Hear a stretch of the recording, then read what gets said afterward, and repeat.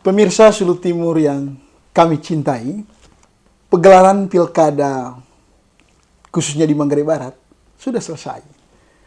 Namun proses ini terus bergulir hingga ke Mahkamah Konstitusi. Banyak diskusi publik dan banyak perdebatan yang mengalir bebas di luar.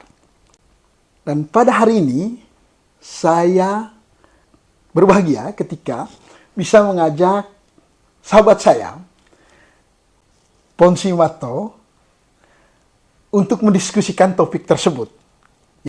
Seperti yang diketahui, Ponsi ini adalah mantan komisioner KPU Manggarai Barat. Selamat siang, Ponsi. Selamat siang, Pak Iron. Pak Ponsi, komisioner KPU tahun berapa? Dari tahun berapa ya? Saya menjadi anggota KPU itu KPU Mabar ya, KPU DI ya? Kalau penyebutan sekarang KPU Kabupaten. Kabupaten ya, Ya. KPU Kabupaten Manggarai Barat. KPU Kabupaten Manggarai Barat itu 2019-2024. 2024. Kebetulan dulu juga membidangi divisi hukum dan pengawasan. Ya memang ya menjalankan tugas itu berkaitan dengan hukum. Ya, yang kayak gini-gini nih, yang berkaitan Ya dengan kurang lebih lah. Gitu. Dan pada saat dirimu menjadi komisioner, juga karena itu ada gugatan tuh dulu juga ya, Ya. ada gugatan di MK juga ya.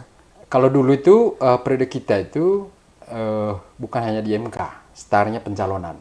Sampai dulu ada sampai tingkat kasasi Mahkamah Agung. Mahkamah berkaitan dengan sengketa proses pencalonan. Sampai di Mahkamah Agung. sengketa hasil terakhir. Pada akhirnya juga atas ketetapan keputusan KPU berkaitan hasil itu juga digugat. Dan kamu tetap yang mewakili KPU waktu itu, karena divisimu ya. Ya karena itu memang tugas saya. Oke.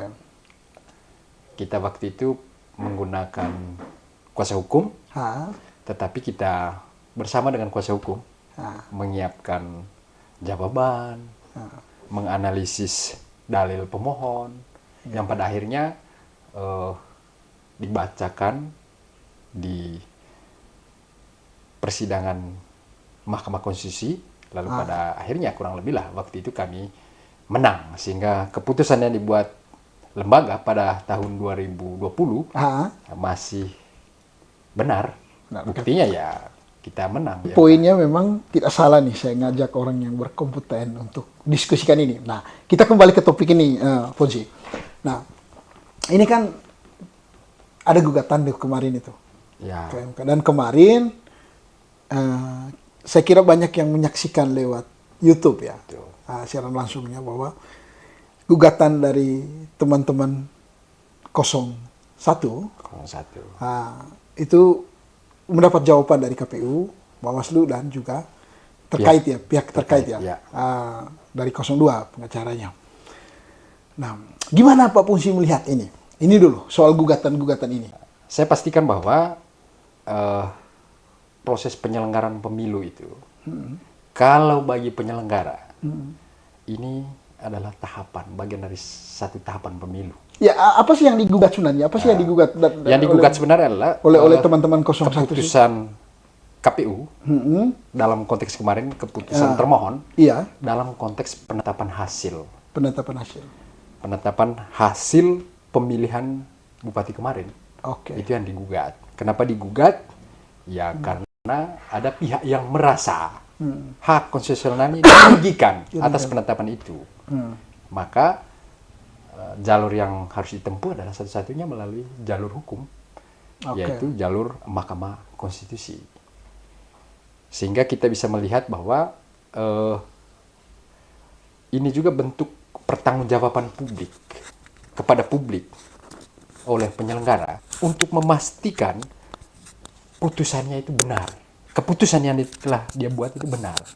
Maka alat ujinya adalah melalui yudisial, proses yudisial, yaitu di Mahkamah Konstitusi. Tapi gini, tentu orang menggugat, ada dalilnya. Ada dalil, kenapa mau di... Nah, sepengetahuan Pak Ponsi, apa sih yang mereka utarakan? Kenapa harus di itu? Kalau kita merujuk pada konstruksi Undang-Undang 10, 2016, pasal 157 itu di situ sebenarnya memberi batasan.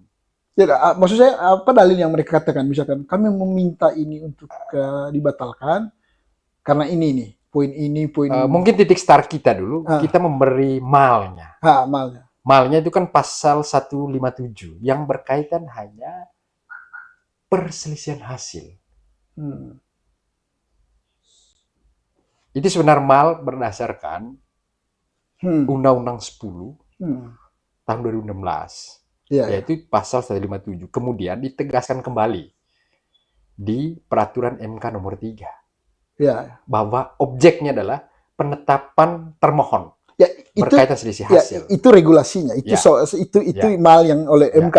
Tetapi yang saya mau tanya, sepengetahuan Pak Pongsi, poin-poin apa yang menjadi dalil dalam gugatan mereka ini? Soal nanti apakah sesuai mal tidak gitu.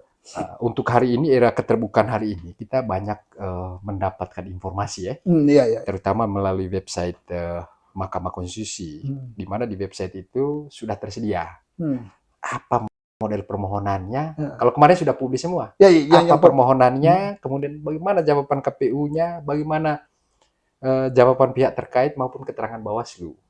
Kalau kita membaca permohonan yang diajukan oleh pemohon ini, dalam hal ini 01.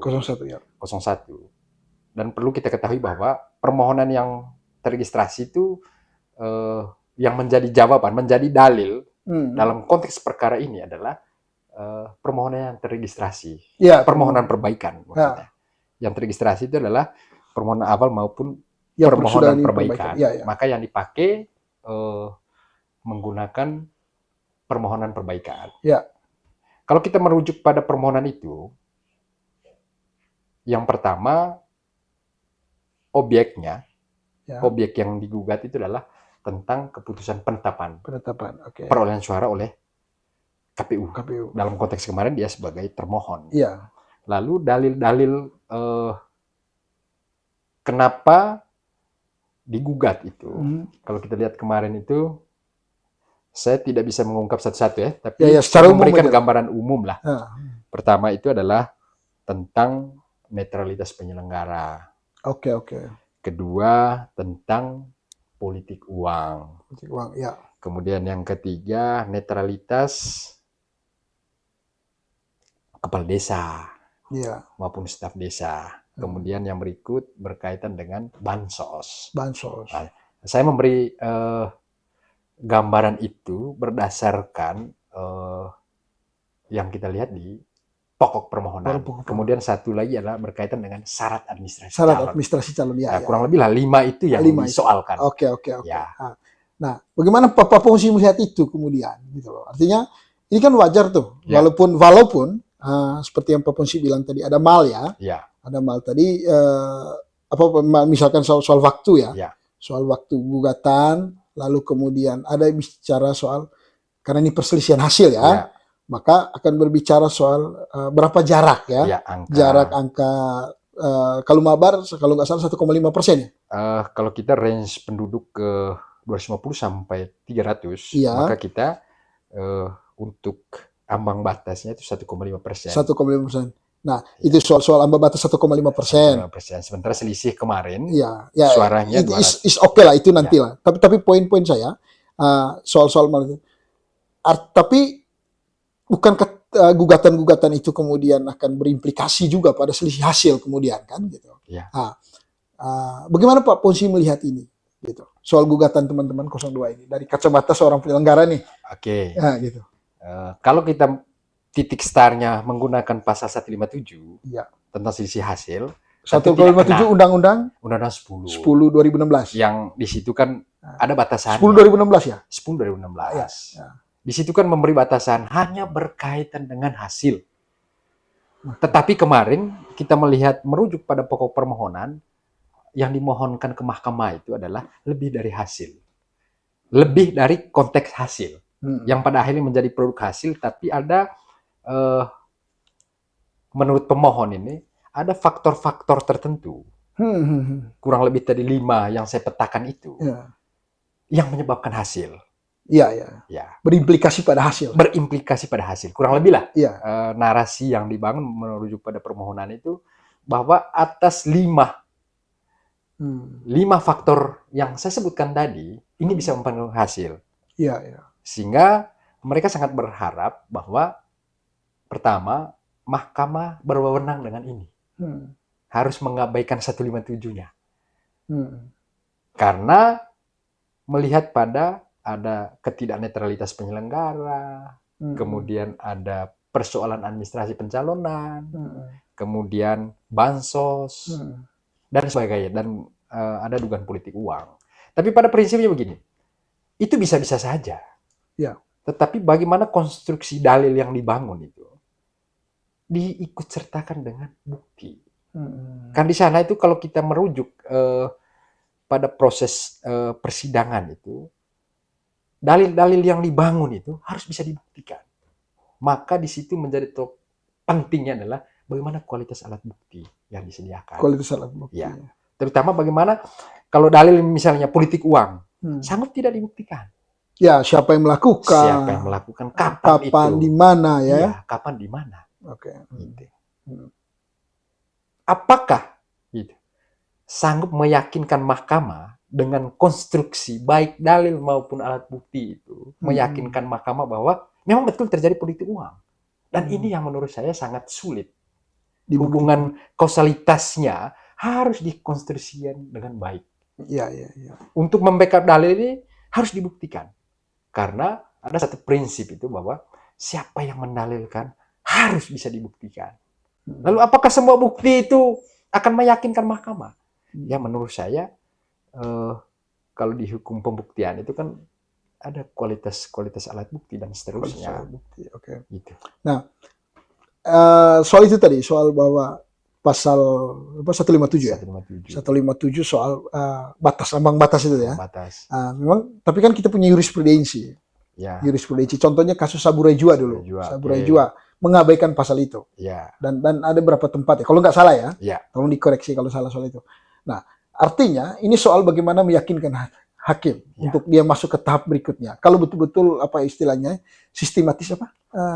Kalau bisa dalil yang dibangun disertakan dengan alat bukti yang kuat. Nah, menurut Fonsini, dengan pengalaman yang sudah pernah dilakukan nih, apakah kan kita nonton sama-sama tuh jawaban dari KPU dan Bawaslu kemarin pihak terkait. Gimana soal kualitas bukti terkait politik uang itu? Menurut saya, apakah cukup tuh bisa meyakinkan hakim tuh dengan kualitas?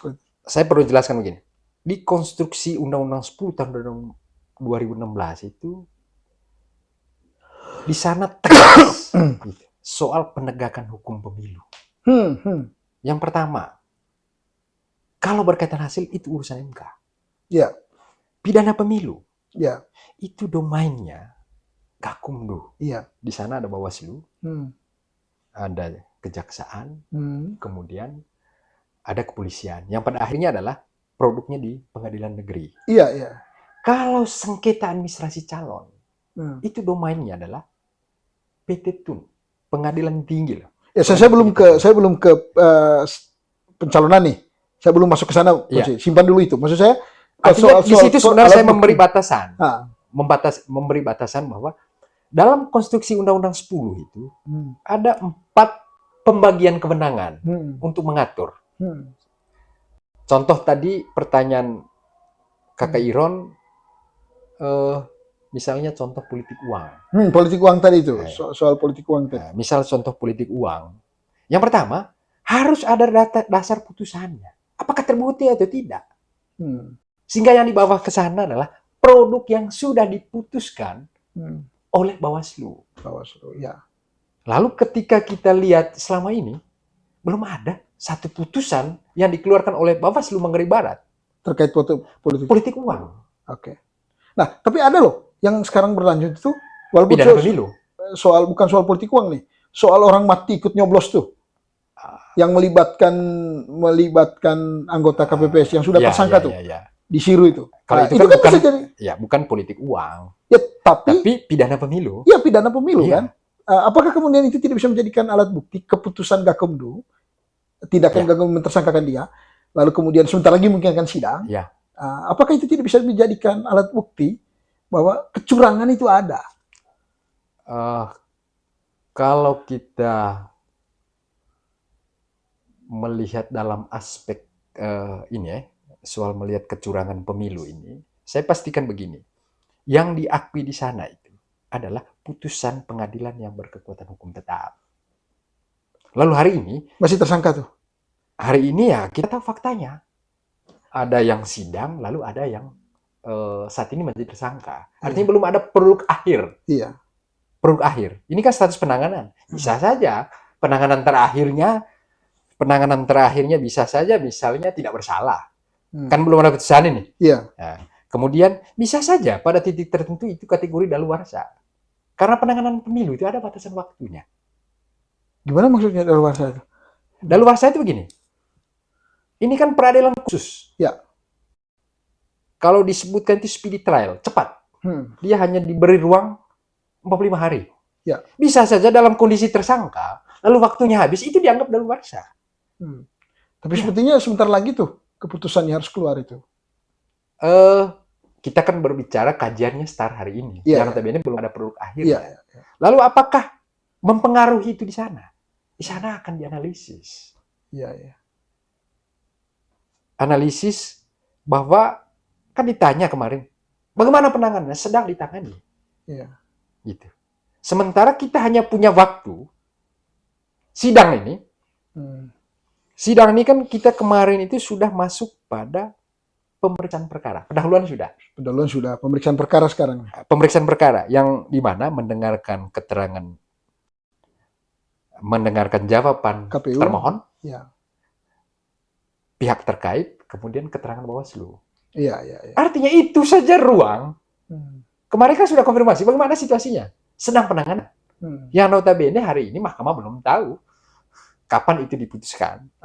Sehingga itu masih produk yang belum berkekuatan hukum tetap. Lalu apakah mempengaruhi? Gitu. Kita kan tidak bisa mengikut cara berpikir yang dibangun mahkamah. Tetapi ketika menggunakan ada analisis hukum, kalau perspektif yang saya bangun, pidana pemilu itu sudah pas. Bahwa penanganannya gitu. Ya udah pas, tetapi apakah berdampak pada hasil? Ya. Ingat, ada satu frasa di Undang 10 itu yang berdampak signifikan. Berdampak signifikan. Pelanggaran kemarin itu kan dilakukan oleh penyelenggara. Di satu TPS. Kalau di Siru itu kan satu TPS. Nah, lalu analisis lanjutkan, apakah berdampak signifikan? Misalnya kita menggunakan desain ulang. Misalnya di sana DPT hitungan saya tidak lebih dari 300. Sementara selisihnya rentangnya jauh. Anggaplah dikasih ke 02 tuh, kasih 01. Dan biasanya cara menghitung gitu ya. Dalam bayangan kita yang pertama itu kasih 0 dulu. Apakah dari mengubah dua paslon ini mengubah? Oh tidak. Coba. Di samping 0, suara di tempat itu diberikan ke 01. Apakah berdampak? Tidak. Berarti bisa nggak saya simpulkan nih menurut Pak Polisi bahwa soal kecurangan tadi itu tidak akan kecurangan, pelanggaran lah. Iya, pelanggaran tadi. Kalau kasus itu hanya karena ketika omong kecurangan ini kan kita merujuk pada paslon, gitu. Ya, maksudnya soal kasus di Siru itu tidak bisa dijadikan dasar nanti untuk melanjutkan perkara ini. Kan itu tadi tidak signifikan. Kalau menurut saya iya, karena konsekuensi. Tidak cukup ya. Konsekuensi ending terakhir ini kan putusan MK. Di mana putusan pertama bisa saja putusan sela misalnya untuk ulang dulu. Tapi ketika kerangka berpikir kita tadi menghitung misalnya diberikan ke satu paslon atau dikosongkan tidak berdampak, ya maka menurut saya tuntutan untuk ulang itu menurut saya tidak tepat lah. Gitu. Tidak tepat ya. Kan tidak ada guna ketika ulangnya kan misalnya kasih semua loh. Tidak ada guna. Selisih kita ini kurang lebih kemarin 2.708. sementara suara sah di sana misalnya 300 saja. Iya. Kasih 300 itu berarti tidak mempengaruhi. Tidak mempengaruhi hasil. Oke. Nah, lalu kita berpindah nih, Pak Ponsi, ke isu yang kedua nih. Isu yang berikutnya lah, soal administratif. Siap. Nah, jurisprudensi MK itu dia pernah memutuskan untuk menggugurkan seorang calon. Ya. Nah, menggugurkan seorang calon itu Sabura Jua. Nah, karena persoalan administrasi itu ternyata salah satu paslon yang memenangkan pertarungan ini lalu kembalinya dianulir.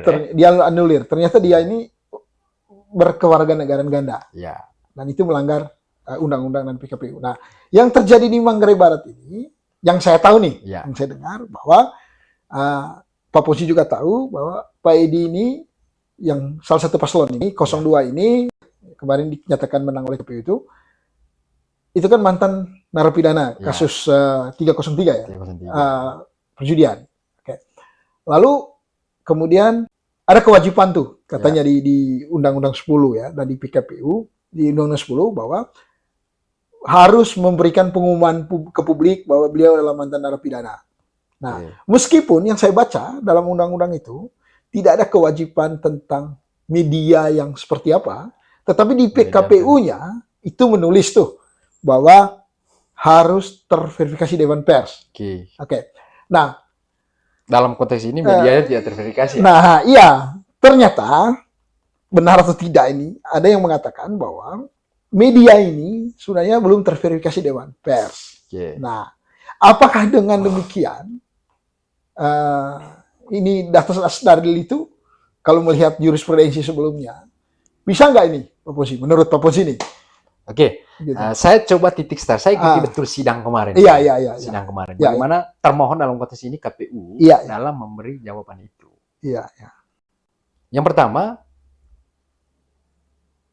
KPU melihatnya konstruksinya start dari pasal 7. Iya.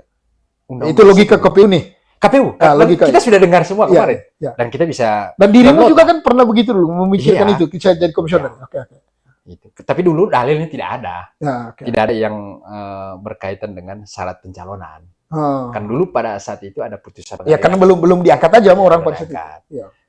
Kalau saya lihat titik start yang dibangun oleh termohon kemarin, dia titik startnya start dari pasal 7. Di mana penyebutan pasal 7 itulah tidak pernah terpidana yang diancam 5 tahun atau lebih. Oke. Jadi titik start kurang lebih. Untuk secara komprehensif menyebutkan maunya kita ini ya, bukan dia punya untuk perkata dia kita bisa bedah lah. Iya. Itu. Artinya di PKPU juga aturnya jelas bahwa dia copy nih pasal ini yang ada di Undang-Undang 7 masukkan di PKPU. Yang pada prinsipnya bahwa untuk mantan terpidana itu ada klasifikasinya. Yang diancam 5 tahun atau lebih dan yang di bawah 5 tahun. Kalau yang di atas 5 tahun wajib, harus mengumumkan jujur dan terbuka kepada publik. Kalau melihat merujuk pada pasal itu kemarin, yang disampaikan oleh termohon. Lalu kita langsung masuk pada case-nya hari ini, bahwa syarat pencalonan yang diajukan paslon 02 itu, ya ini kan sudah mengumumkan. Tetapi yang sebenarnya berdasarkan konstruksi tadi, dia tidak punya kewajiban untuk mengumumkan itu kepada publik. Kita dengar sama-sama kemarin penjelasan dari teman-teman KPU. Iya. Bahwa tidak wajib. Gitu. Dengan alasan karena bukan untuk dia. 303 itu ancamannya 4 tahun. 5 tahun. Sehingga tidak ada kewajiban bagi paslon 02 dalam konteks ini, Pak Edi, untuk mengumumkan secara jujur dan terbuka. Karena pasal yang diancamnya adalah 4 tahun atau lebih. Kemudian, apalagi sudah ada putusan pengadilannya. Ya. Itu perspektif pertama. Lalu perspektif kedua, syarat yang mengatur tentang terverifikasi itu adalah di PKPU. Kalau saya tidak salah ingat, pengujian Undang-Undang 10 sudah 78 kali sampai hari ini. Ya. Termasuk menguji pasal 7 itu. Maka, konstruksi cara berpikir yang dibangun oleh KPU kemarin menurut saya dari perspektif itu benar. Kemudian kita dengar juga keterangan pihak terkait kemarin. Pihak terkait, dia titik startnya adalah Undang-Undang 10 di pasal 7 itu dengan putusan Mahkamah Konstitusi nomor 56. Ya. Yang notabene peruntukan itu bagi yang ancaman 5 tahun atau lebih. Artinya, fakta persidangan kemarin, Ketua Majelis MK itu langsung mengkonfirmasi apa hukuman, apa jenis pemidanaannya, kemudian berapa ancamannya. Terverifikasi di Dewan Pers itu ada di PKPU. Iya. Tetapi harus startnya dari depan. Apakah memenuhi syarat itu? Dia ini kan tidak wajib. Oke, berarti gini nih, biar lebih mudah memahami ini. Nah, berarti kalau begitu menurut Pak Ponsi bahwa ini ada dua soal. Satu, bahwa untuk kasus Manggarai Barat tidak ada kewajiban nih buat beliau untuk mengumumkan. Jadi ketika itu yang terjadi, maka tuntutan di Dewan Pers, media Dewan Pers tidak perlu dibicarakan lagi. Tidak perlu, sudah selesai. Selesai. Tetapi perspektif yang kedua, terutama buat teman-teman yang menuntut nih, bahwa walaupun hanya 4 tahun tuntutannya, tetap dia harus mengumumkan. Nah, pertanyaannya pada pasal berapa yang secara tegas mengatakan bahwa untuk yang 4 tahun itu tidak perlu mengumumkan di PKPU maupun di... Kalau di pasal 7 itu kan jelas yang pernah diancam 5 tahun atau lebih. Itu berarti yang di bawah tidak wajib dong. Nah, gitu. Itu kan di pasal 7-nya begitu. Pasal 7. Nah, yang diancam 5 tahun atau lebih. Tapi dalam konteks perlu saya tegaskan ini kan pengetahuan tentang hukum dan kepemiluan. Kadang kita ini kan mengambil norma hukum yang sebenarnya sudah tidak update lagi. Misalnya gimana tuh? Apa yang dalam kasus ini gimana contoh ambil? Itu nih. Dalam konteks ini, kenapa rame di publik hari ini? Karena pasal 7 itu sudah berapa kali rubah? Sudah berapa kali rubah? Yang notabene frasanya sudah ada tambahan. Apa tambahan di frasa? Itu kurang lebihnya. Sudah jelas. Bagi yang ancaman 5 tahun atau lebih. Oke. Ya. Kalau dulu kan tidak pernah dipidana. Oke. Sekarang bagi yang ancaman. Ya. Oke. Itu frasa yang terbaru. Ya, itu anotasi terakhir. Oke. Perubahan terakhir. Berdasarkan putusan Mahkamah Konstitusi kurang lebih tahun 2019. Begitu udah bahasanya. Ya. Oke. Tapi hari ini kan banyak publik yang download aja, lihat download. Ternyata itu yang belum update. Up to date.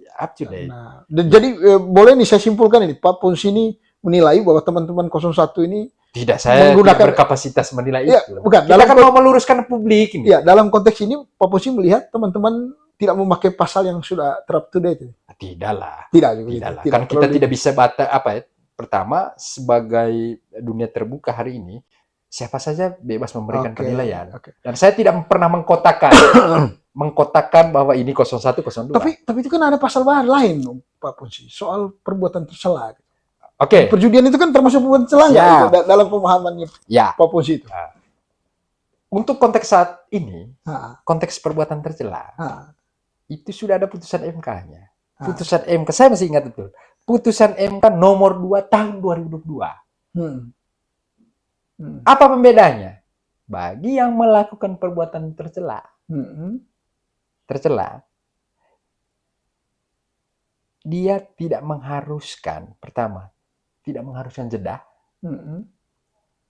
Kalau yang ancaman di atas ini kan harus jeda dia, jeda 5 tahun. Kalau yang tercela ini sudah ada putusan seperti yang saya sebutkan tadi, dia tidak perlu jeda waktu. Yang kedua, wajib mengumumkan. Nah, itu dia. Nah, wajib mengumumkan. Di pasal 18 kalau tidak salah di PKPU itu klausul khusus. Wajib diumumkan tapi tidak perlu terverifikasi. Tapi kan iya, itu mengatur khusus tentang itu. Di pasal berapa itu? Kalau saya tidak salah ingat, di pasal 18 PKPU. Wajib mengumumkan bagi yang tercela. Iya. Nah. Tapi dia titik di situ. Sedangkan untuk 42 ke belakang itu, yang sedang menjabarkan pasal 7 itu, yang depan itu, yang ancaman 5 tahun atau lebih. Dia harus jeda 5 tahun. Dia harus jeda 5 tahun. Kemudian dia harus umumkan kepada publik. Ya, ya. Dengan media yang terverifikasi oleh Dewan Pers. Nah, sementara untuk perbuatan tercelanya wajib mengumumkan tanpa ada frasa itu. Nah, tapi ini kan bukan pada publik berkaitan dengan jati dirinya, titik. Tapi kembali kita declare dulu nih, jalan tegas dulu nih. Ya. Ini interpretasi Pak Ponsi nih. Ya. Ini interpretasi Pak Ponsi bahwa... Dan interpretasi yang saya bangun itu berdasarkan perspektif pertama. Jawaban termohon. Ya. Kemudian yang kedua, keterangan Bawaslu. Kan kita bisa download itu. Kemudian dengan jawaban pihak terkait. Gitu. Bahwa ini soal bahwa untuk yang perbuatan tercela, ya, tidak perlu di Dewan Pers. Tidak perlu dan titik di situ. Berarti poinnya bahwa begini, untuk case Manggarai Barat, ya, tetap dibutuhkan dia harus mengumumkan. Ya. Karena berkaitan dengan pasal tercela tadi. Ya. Gitu. Tetapi saya pastikan bahwa perspektif yang dibangun oleh 3 pihak ini tepat. Tapi saya sebagai publik nih, Pak Ponsi, saya sebagai publik, sebagai orang awam nih soal hukum dan soal penyelenggaraan pemilu ini bingung jadinya. Kok undang-undang kita kayak gini, aturan kita nih kayak gini nih. Kita negara hukum. Gitu, maksudnya gini. Untuk pasal ini lanjutan di PKPU-nya wajib terverifikasi Dewan Pers. Ya. Oke. Lalu untuk pasal tercelanya tidak wajib. Ini kok gitu modelnya gitu. Jadi berpikir jangan-jangan ini pasal ini hanya buat untuk Manggarai Barat aja nih. Kayak gitu. karena logiknya itu kan unik sekali gitu. Kalau menurut saya begini, PKPU itu adalah dia peraturan perundang-undangan. Banyak kan publik hari ini. Itu PKPU itu kan itu hanya untuk KPU aja. Tidak. Ketika kita masuk pada hierarki tata peraturan perundang-undangan, maka peraturan yang dibuat oleh lembaga, kementerian dan komisi itulah peraturan perundang-undangan. Ya. Karena KPU adalah komisi, maka itu dianggap peraturan perundang-undangan. Ya. Hanya penyebutannya PKPU, seperti penyebutan. Oke, tetapi menjadi janggal buat saya, menjadi agak unik. Ya. Menjadi agak unik bahwa ketika ada dua poin di sana. Ya. Satu harus poin yang sama mengumumkan di media. Ya. Nah, untuk satu pasal yang tuntutan 5 tahunnya wajib Dewan Pers, yang tercelanya tidak wajib Dewan Pers. Nah, lalu substansi ngomong soal wajib Dewan Pers itu apa sih pengaruhnya gitu? Jadi ini makanya menurut saya ini agak entah interpretasi kita yang mungkin tidak nyampe ke sana, ataukah kemudian ini gimana nih pembuat aturan ini gini. Itu kan urusan di sana. Iya. Saya mencoba mengkonstruksikan ini berdasarkan apa yang tertulis. Ya. Gitu. Tidak mendefinisikan sendiri apa yang tertulis baik di undang-undang maupun di PKPU. Ya. Dalam perspektif ini, kalau saya melihatnya, yang pada akhir sebuah perbuatan hukum, yang pada akhir menjadi tindak pidana. Dari tindak pidana itu menyebabkan seorang dihukum, saya mengkelompokkan itu adalah sebagai mantan terpidana. Iya. Saya melihat kasus ini, kan kajian kita dulu itu juga. Kajian kita dulu bahwa bagi mantan terpidana, wajib hukumnya mengumumkan secara jujur dan terbuka. Dengan klaster yang saya bagikan tadi. Sehingga menurut saya jawaban KPU juga benar, kemudian keterangan pihak terkait juga, keterangan Bawaslu Oke, kemudian dengan pihak terkait juga, dengan konstruksi yang dibangun juga benar. Gitu. Kemudian pemohon dalam konteks ini perspektif dia juga benar. Karena apa? Sampai kapanpun cara berpikir yang dibangun oleh pemohon dan termohon itu pasti tidak ada titik temunya.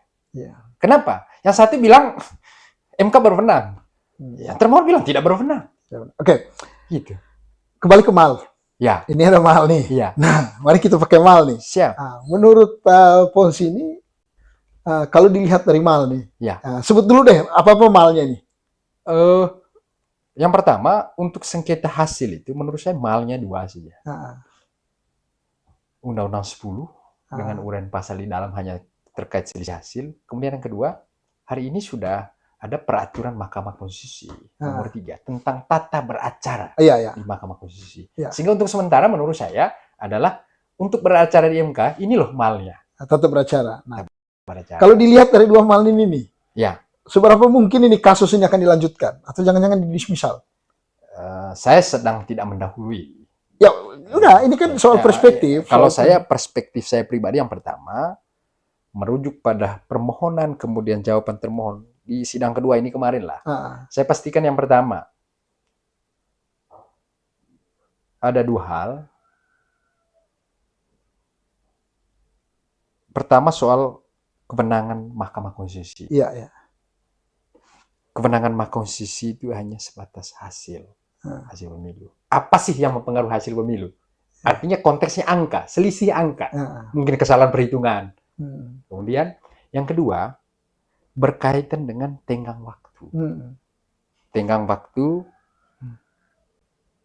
di undang-undang, di pasal 158, juga tegaskan di sana. Bagi para pihak yang merasa haknya dirugikan atas keputusan KPU dalam konteks hasil, dia berhak mengajukan gugatan ke Mahkamah Konstitusi dengan batasan. Batasannya apa? Dapat mengajukan gugatan 3 hari sejak diumumkan. Sejak diumumkan penetapan oleh KPU. Nah, kalau konteks mabar itu gimana tuh? Berapa hari itu? Kalau kita masuk nggak itu? Konteks mabar kemarin, saya simpulkan tidak memenuhi tenggat waktu. Kenapa? Kita ingat betul, kan ini sekarang sudah terbuka. Semuanya serba live. Penetapan yang dilakukan oleh KPU Manggarai Barat waktu itu adalah hari Selasa. Tanggal 3. 3 Desember. Jam 21 malam. 9 malam ya. 9 malam. Oke. Maka dalam konteks ini, norma yang di undang-undang maupun di PMK bahasanya sama. 3 hari sejak. Maka cara perhitungannya adalah jam 9 malam itu sampai jam 12 itu 1 hari. Oke. Kemudian hitung fullnya Rabu. Hitung full lagi Kamis. Yaitu sampai pada pukul 23.59. Berarti harusnya terakhir itu jam 23.59 hari Kamis. Hari Kamis. Tapi faktanya adalah teman-teman di pemohon dia mengajukan gugatan itu pada hari Jumat. Yaitu kalau berdasarkan ini fakta persidangan kemarin, jawaban KPU itu adalah pukul 13 di hari Jumat. Sehingga dari aspek itu menurut saya itu tidak memenuhi tenggang waktu. Padahal sekarang sudah diberi kemudahan. Kemudahan. Bisa offline, bisa online. Daftar aja dulu gitu. Daftar aja bisa lah. Kalau daftar aja dulu lah. Nanti baru diperbaikan. Untuk perbaikan. Tapi faktanya kemarin melalui persidangan kita tahu bahwa memang pengajuan permohonannya pada hari Jumat tanggal 6. Yang sebenarnya tanggal 5 itu pukul 23.59 itu harus berakhir. Oke. Kemudian yang ketiga soal ambang batas. Ambang batas bisa mengajukan gugatan ke MK itu berdasarkan perhitungan jumlah penduduk, baik provinsi maupun kabupaten. Yang 1,5% tadi itu. Dari range yang penduduk 250 sampai 300. Kita kan 286 sekian lah. Sehingga kita kata malnya adalah 1,5%. Dan itu bukan minimal, maksimal bahasanya. Maksimal ya. Ya. Maksimal selisihnya adalah 1,5%. Lalu konteksnya kemarin itu selisihnya adalah ketika dipresentasikan, secara presentasi suara sah, kemudian selisih, lalu kita mendapat persennya adalah ya kurang lebih 1000 sekian lah, tidak sampai 2.700. Ya, overall lah. Dari dua argumen tadi itu kan, dari dua itu mal tadi itu kelihatannya kalau ikut logik itu, ya. Ada dua hal yang kemudian tidak masuk mal nih. Ya. Oke. Seberapa yakin bahwa ini dismisal? Kalau saya sangat yakin, karena dianggap itu tadi lewat tenggang waktu sudah diberi hak nih. Beri hak, siapa saja yang dirugikan, ini waktunya. Dalam pemahaman saya itu dianggap melepas haknya. Berarti yang menurut dia sangat yakin nih dismisal. Saya sangat yakin akan dismisal. Karena apa? Satu pertimbangan saya, ketika mal ini tidak menjadi rujukan, maka di MK nanti akan sidang terus, Pak. Iya. Sepanjang tahun. Pasti nanti urus gugat-menggugat sini. Iya. Itu. Kecuali ada hal-hal yang spesifik. Iya. Bisa mengabaikan 157 itu. Ini berkaitan syarat pencalonan. Saya sudah argumentasikan itu tadi. Case-nya misalnya Sabure Jua, tentu berbeda lah. Berbeda lah. Saya waktu itu masih penyelenggara. Penyelenggara bagaimana gugat Sabure Jua itu, saya pastikan Sabure Jua dulu bukan digugat oleh paslon. Oleh pemantau. Karena yang berhak menggugat itu dua.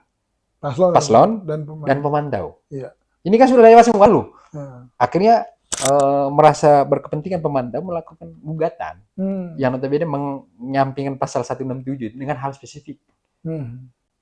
Apa hal spesifiknya adalah kalau tidak salah waktu itu yang menjadi soalnya adalah soal kewarganegaraan ganda. Yang substansinya adalah syarat utama KTP. Ya, poinnya adalah pernah juga MK keluar dari mal tadi. Ya. Gitu. Tapi perlu diingat waktu itu adalah atas rekomendasi Bawaslu. Di Bawaslu ditemukan proses itu karena memang dia punya tapi gini, itu juga soal. Ya kita bicara di luar sedikit lah. Soal juga kan ketika Bawaslu kemudian tidak memberikan rekomendasi, anggap aja kalau orang kemudian dengan kekuatan yang cukup besar, dia bisa mengendalikan penyelenggara ini. Kan itu bisa saja Bawaslu-nya nggak mau kasih rekomendasi. Mampuslah kita gitu. Kalau ya bisa aja kan berspekulasi demikian. Saya ini kan mantan penyelenggara. Iya. Mantan penyelenggara. Saya sangat mengerti suasana batin ketika menjadi penyelenggara. Gitu. Aturan nomor 1. Karena yang dilakukan penyelenggara itu dua hal saja. Ketika saya dulu tulis yang dilakukan dan lakukan yang tertulis. Kita tidak mau kompromi hal-hal yang menurut saya tidak perlu. Kalau normanya begitu ya, kita jalankan. Karena KPU Kabupaten dia eksekutor dia. Iya. Gitu. Dan dia berjenjang ya? Berjenjang. Regulatornya di KPU RI. Ya itu kalau KPU. Kalau Bawaslu? Bawaslu sama. Kaget? Sama. Dia punya mal di sana. Untuk menangani pelanggaran pemilu, ada Bawaslu 9. Dan siapa saya bisa baca itu? Dan tahu. Tapi ruang itu mungkin kan? Sangat mungkin dimainkan. Bisa aja kan kalau orang mau bermain? Menurut saya untuk memainkan ruang-ruang begitu, menurut saya kalau baca betul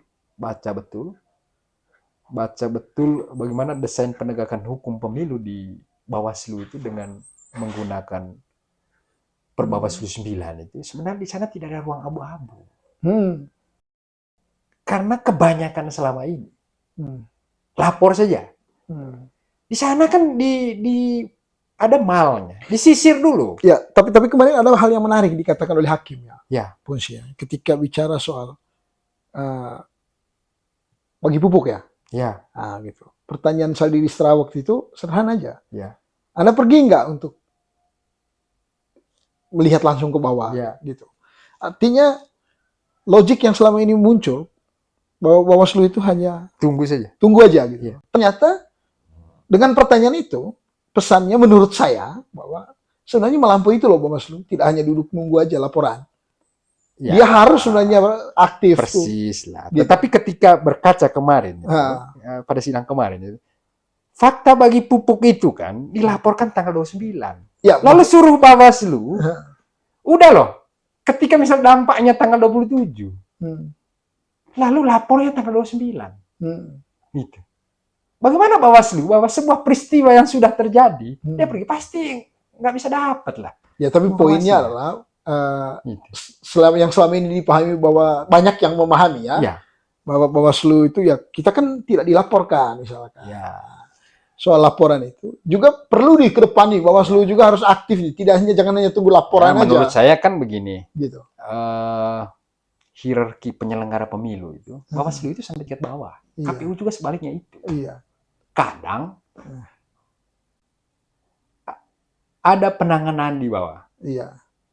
Ada monitor, melalui monitoring ditemukan ada soal. Kemudian mereka masuk malam bisa memenuhi syarat. Hanya misalnya tidak update di sini.